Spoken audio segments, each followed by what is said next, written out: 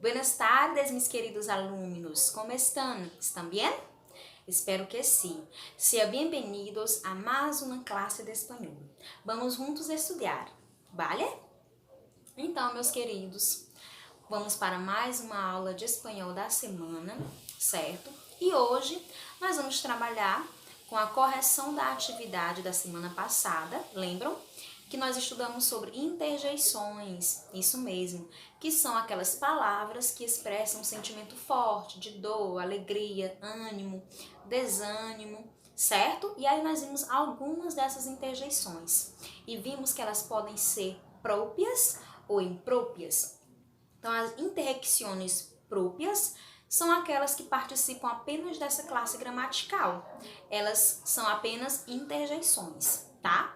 E aquelas que têm características impróprias, que são palavras de outras classes gramaticais e que algumas vezes nós usamos como interjeições, vale? E aí a atividade era para vocês fazerem exatamente isso, né? Então, por favor, abram seus livros na página 37, vale? A questão que vocês têm na página 37 pede para você dizer se a interjeição da frase ela é própria ou imprópria, tá?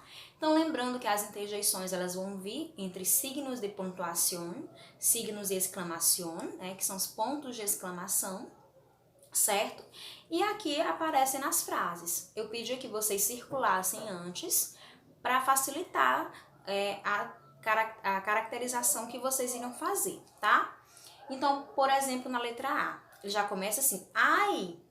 Então, lembrando, a gente pode voltar à tabela da página 36.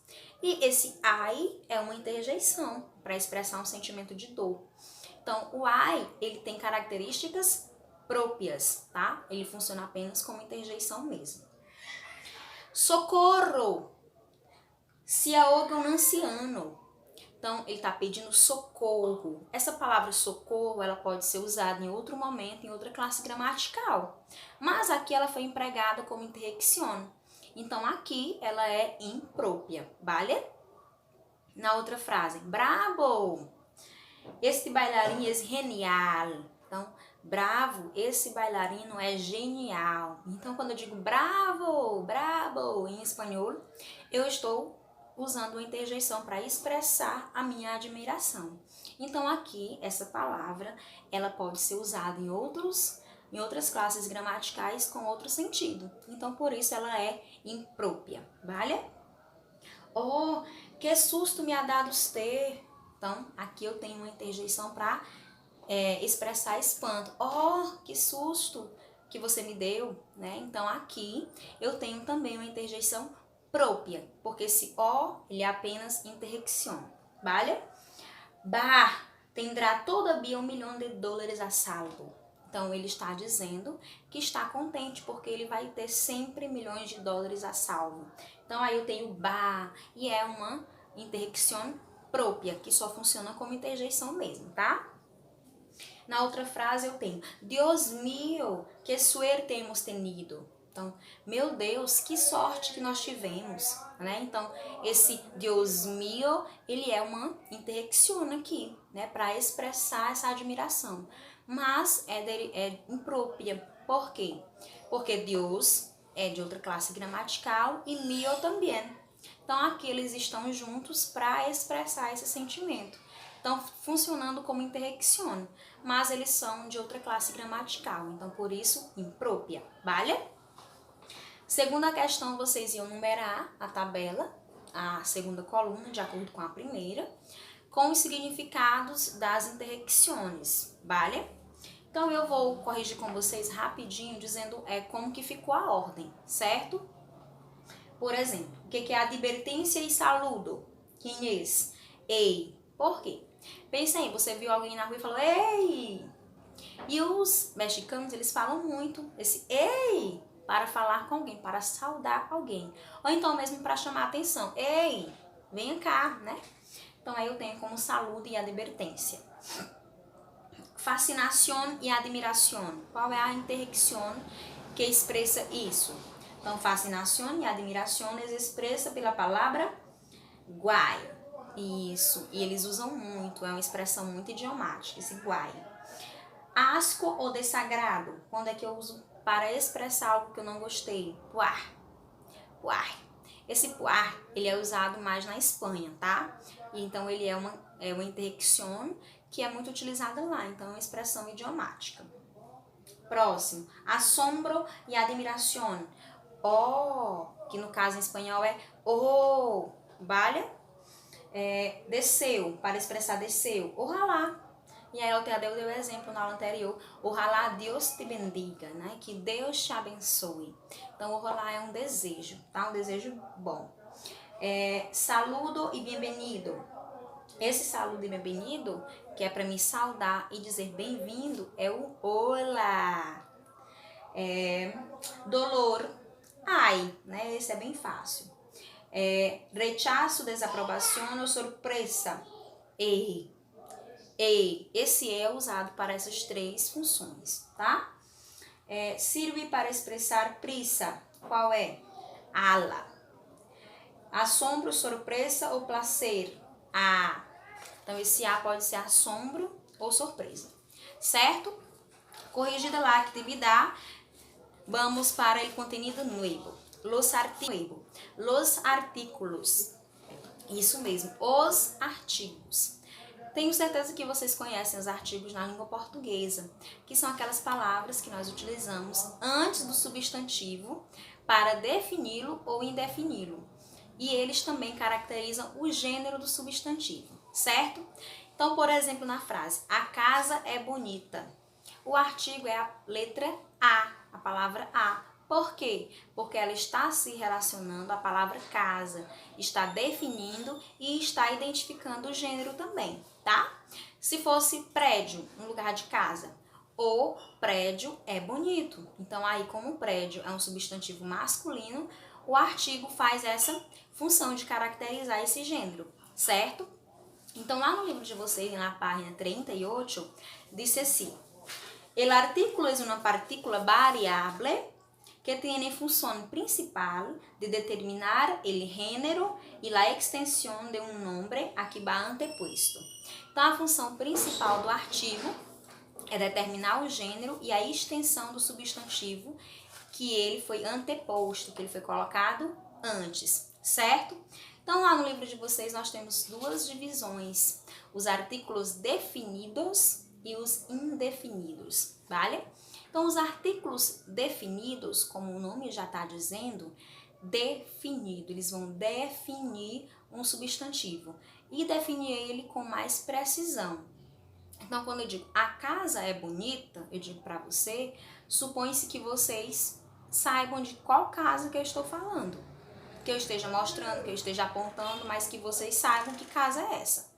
Agora, quando eu digo uma casa bonita, de tantas casas pode ser qualquer uma, certo?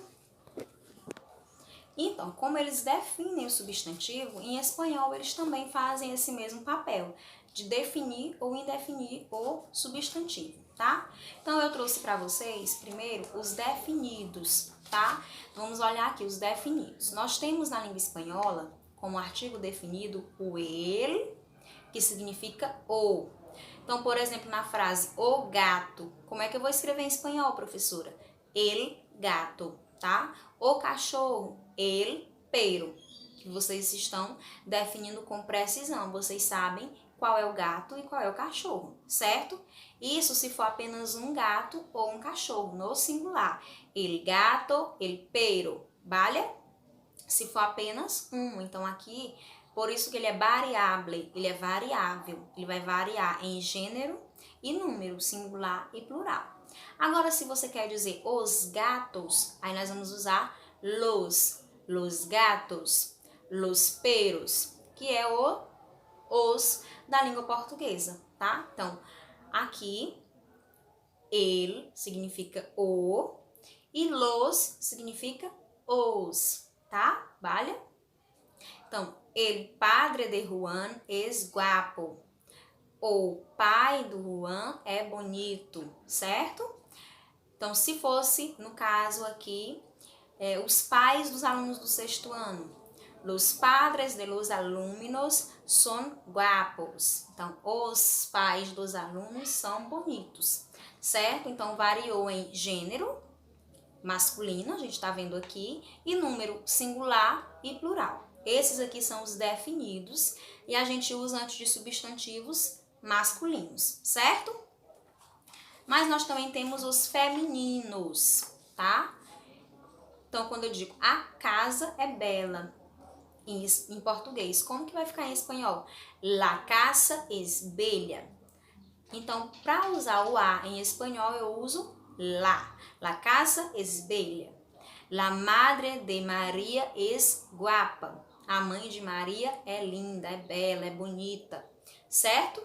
E eu quero falar que a mãe das alunas também são bonitas. Então, las madres de las alumnas son guapas. Então, quando eu digo isso, eu estou me referindo às mães, no plural, tá? Então, lá é o nosso a e las é o nosso as. Variou também, né? Singular, plural, certo? La casa es bella, las casas son bellas, vale? Então, aqui eu tenho os artigos definidos, tá? Os que eu uso para o masculino e os que eu uso para o feminino. Tanto no singular quanto o plural, vale? Compreendido? E nós temos os indefinidos, que são aqueles que não definem com precisão os substantivos, tá? Nesse caso, eles indicam algo que não é tão conhecido por nós. Então, quando eu digo um homem, pode ser qualquer um homem, uma casa, tá? Então, nesse caso, eu não estou definindo exatamente quem é esse homem e quem é essa casa. Então, nós temos como exemplo dos artículos indefinidos, que é o nosso Então, um hombre estudiou espanhol. Então, um homem estudou espanhol. Nessa frase, eu estou dizendo que um homem qualquer, que não é conhecido por nós, ele estudou espanhol. Então, em espanhol, para escrever eu escrevo com N no final, tá? No singular. Mas foram alguns homens que estudaram espanhol. Então, unos hombres estudiaram espanhol. Aqui eu já tenho unos porque é plural, tá? Que é o nosso uns, certo? Unos é uns e é vale? Indefinido do gênero masculino, tá? Mas nós também podemos indefinir os substantivos femininos. Una casa está à direita. Então, eu tenho uma casa à minha direita, certo? Una é uma. E no plural, unas, que significam umas. Então, tiene unas casas a mi esquerda, por exemplo. Então, tem umas casas à minha esquerda, que a gente não sabe quantas são, porque é indefinido, tá? Então, nós temos aqui, para indefinir os substantivos, tanto masculinos, ou unos, quanto os femininos, una ou unas, vale? E o livro de vocês ainda traz um artículo que nós vamos conhecer ele por partes, porque ele é bem amplo, que é o artículo neutro, o lo, certo? Lo. Esse lo, ele é artículo neutro, por quê, professora? Então, lá no livro de vocês, por exemplo, diz que ele é usado antes dos adjetivos, tá? Por que antes do adjetivo? Porque eu uso o artigo só com substantivo, tá? Aqui na língua espanhola. E tem um característico para os adjetivos, que é o lo. Lo difícil del español es la pronuncia. O difícil do espanhol é a pronúncia, né? Um exemplo. Então, aqui eu estou usando lo porque difícil é um adjetivo e não um substantivo, certo? É um dos usos do lo, certo? O outro uso do lo, a gente vai ver mais. E na língua espanhola, nós vamos agora para a página 39, nós também temos as contracções del artículo. É a contração do artigo. Por exemplo, quando eu digo que eu vou à casa da Maria, eu uso um artigo em preposição, não é isso? Quando eu digo que vou ao cinema, eu estou usando o ao, que é o a, preposição, mais o o, que é artigo. Então, eu faço essa união. E em espanhol eu também faço isso, tá? Então em espanhol nós temos o al, que é a mais el, que é como se fosse o nosso ao. Então, voy al cine, vou ao cinema, certo? E o del, que é o de mais ele, vale? Então lá no livro de vocês tem um exemplo que diz assim: vengo del trabajo muy cansado. Então, venho do trabalho muito cansado. Então, aqui o al é o nosso ao e o del é o nosso do, certo? Que em português o do é o de mais o o. E aqui é a mesma coisa, o de mais ele, dele. Outro exemplo, estamos cerca do centro da cidade. Estamos perto do centro da cidade, tá bom? Então, aqui são as contrações dos artículos, vale? São esses dois aqui.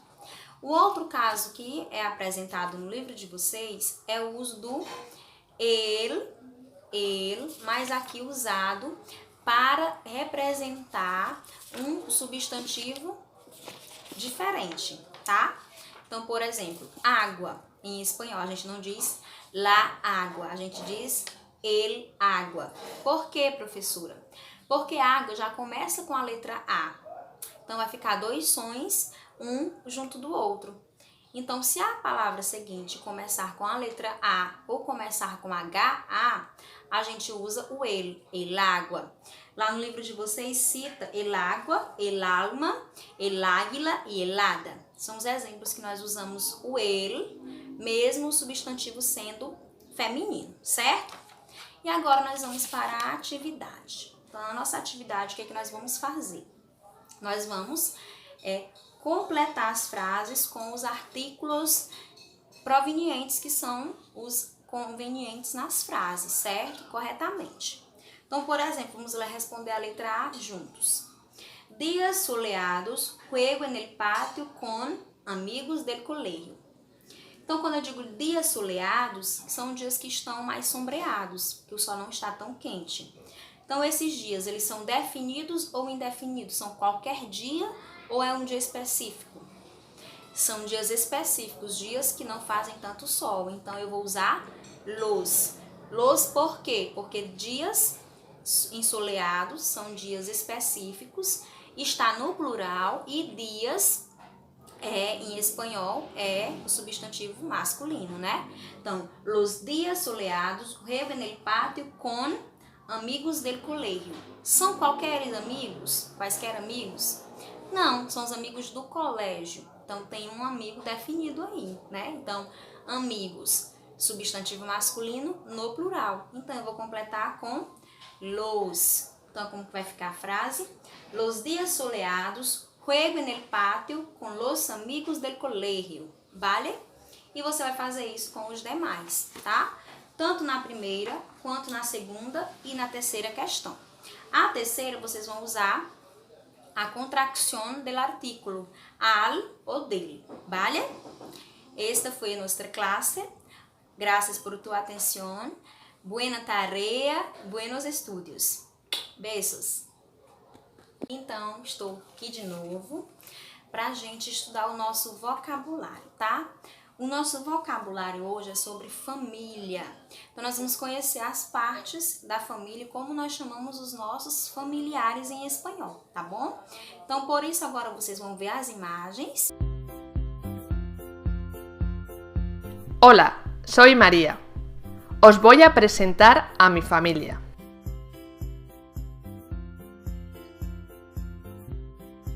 Estos son mis padres.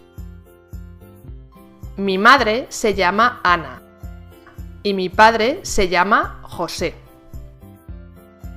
Tengo dos hermanos. Una hermana mayor que yo, Isabel, y un hermano más pequeño, Juan. Mi madre es hija única, es decir, no tiene hermanos. Y sus padres son mis abuelos. Francisco y Carmen, que están encantados de tener 3 nietos como nosotros. Por el contrario, mi padre pertenece a una familia numerosa, es decir, con 3 hijos o más. Tiene 3 hermanos. Mi tío Alberto y mis tías Elena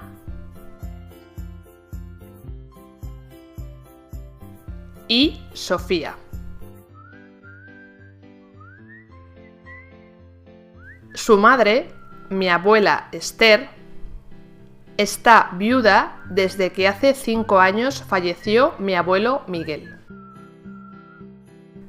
Mi tío Alberto está casado. Su mujer se llama Pilar y tienen 2 hijos gemelos.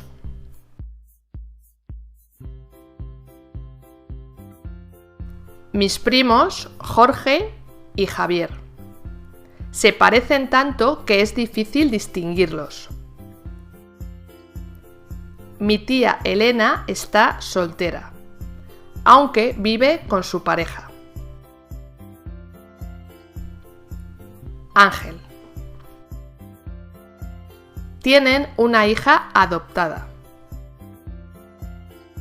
Mi prima Lucía, que nació en Kenia. Por último, mi tía Sofía está divorciada y no tiene hijos. Desde que se separó de su exmarido, está mucho más feliz.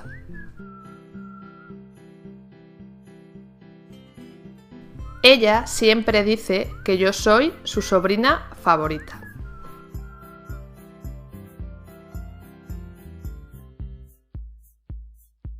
Mi madre se lleva bien con todos los hermanos de mi padre, es decir, con sus cuñados.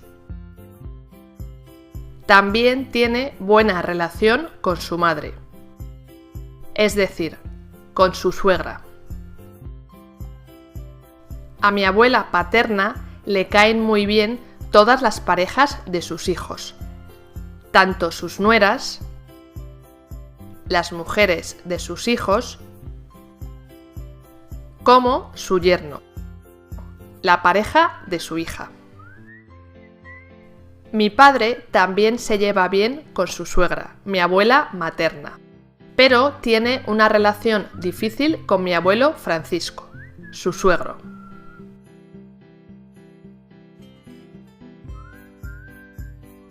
Ya conoces a mi familia. Como Então, assistindo ao vídeo, vocês compreenderam melhor como que nós chamamos os nossos familiares em espanhol.